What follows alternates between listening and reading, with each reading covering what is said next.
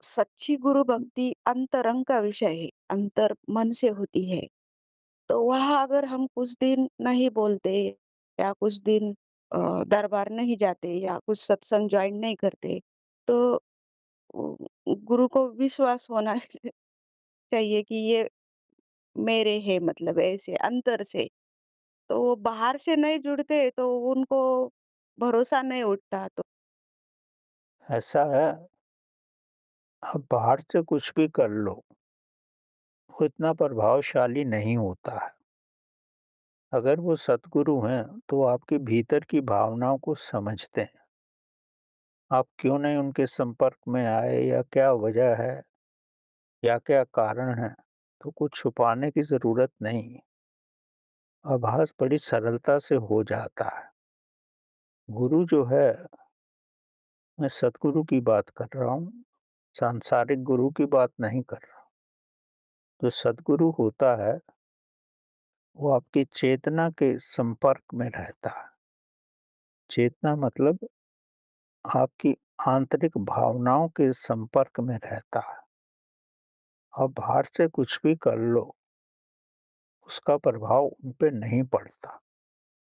वो इसको भली-भाँति जानते हैं कि आप ये सब मन से कर रहे हो या सामाजिक दृष्टि या सांसारिक दृष्टि से कर रहे हो। अगर आप कुछ दिनों तक के कॉन्टैक्ट में नहीं भी आते, चूँकि ये चेतना का अगर संबंध है, तो हमेशा ही आप अपने हृदय में उनकी उपस्थिति महसूस करोगे। अगर उनकी उपस्थिति महसूस करते हो, तो ये समझो कि आप उनके साथ हो। अगर आप महसूस करते हो, तो वो तो कई गुना ज़्यादा अपने मन में महसूस करेंगे। तो इन सब चीज़ों से भ्रमित मत हो आप। ये सब चेतना का ही संपर्क होता है। सांसारिक संपर्क जो है वो मन से होता है या विचारों से होता है। लेकिन प्रभु का जो संपर्क है, वो आपकी चेतना से होता है। आपका बालक कहीं पर भी हो, अगर उसको कोई कष्ट होता है, वो आपसे कम्युनिकेट नहीं भी करता, तब भी आपके हृदय में हलचल मच जाती है और आप ही उसको कॉन्टैक्ट करना चाहते हो। ये सब चुंबकीय और कंपन के कॉन्टैक्ट्स हैं, जिससे भी आप प्यार करते हो, जिससे आपका लगाव है, चाहे प्रभु के साथ है या व्यक्ति मात्र से है, आपको इसका आभास होने लगता है। प्रभु तो महाशक्ति है। आप दिल से प्रार्थना भी करो मंदिर में जा कर के या अपने घर में बैठ कर के। अगर उचित प्रार्थना होगी, दिल की गहराई से कर रहे होगे, तो अवश्य पूर्ण हो जाएगी। अगर वो पूर्ण नहीं हो रही है, तो इसका मतलब यही है कि जो आप चाह रहे हो वो आपके लिए उचित नहीं है।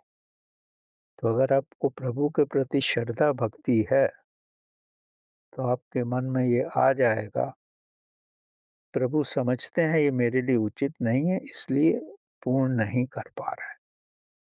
अगर बच्चा साँप को अपने हाथ में पकड़ लेता है, बच्चे को तो नहीं मालूम, लेकिन आपको तो पता है, इसलिए प्रभु को तो पता है आप क्या चाहते हो। तो इसलिए प्रभु पे श्रद्धा रखो, कभी भी कुछ गलत नहीं होगा।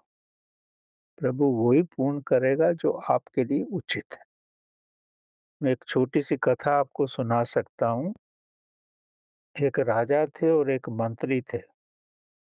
कुछ भी होता था तो मंत्री बोलते थे कि सब भले के लिए हुआ है, गलत कुछ हो ही नहीं सकता। उनको इतनी श्रद्धा थी प्रभु पे। एक बार क्या हुआ कि किसी कारणवश उनके हाथ की 2-3 उँगलियाँ कट गई तलवार से। तो राजा भी सामने ही थे। तब भी उन्होंने ये बोल दिया, क्योंकि हाथ उन्हीं का कटा था, बोले कि प्रभु ने सब अच्छा ही किया है, प्रभु गलत कर ही नहीं सकते। तो राजा को बड़ा आश्चर्य हुआ। इतना सब होने के बाद भी इसे बोल रहा है कि प्रभु भले के लिए ही किए, और इसके मन में ये भी नहीं आया कि प्रभु को ये बोले कि प्रभु तूने ये क्या कर दिया? कुछ नहीं, उसने वही बोला जो सबके लिए बोलता था। तो कुछ दिन के बाद जब वो शिकार को जा रहे थे मंत्री और राजा, तो किसी आदिवासी जगह पे जाके रास्ता भूल गए। तो आदिवासी किसी को बलि देना चाहते थे। तो राजा को देख के तो उन्होंने छोड़ दिया, ये राजा है, इसको नहीं कुछ करते। मंत्री को बलि देने लगे।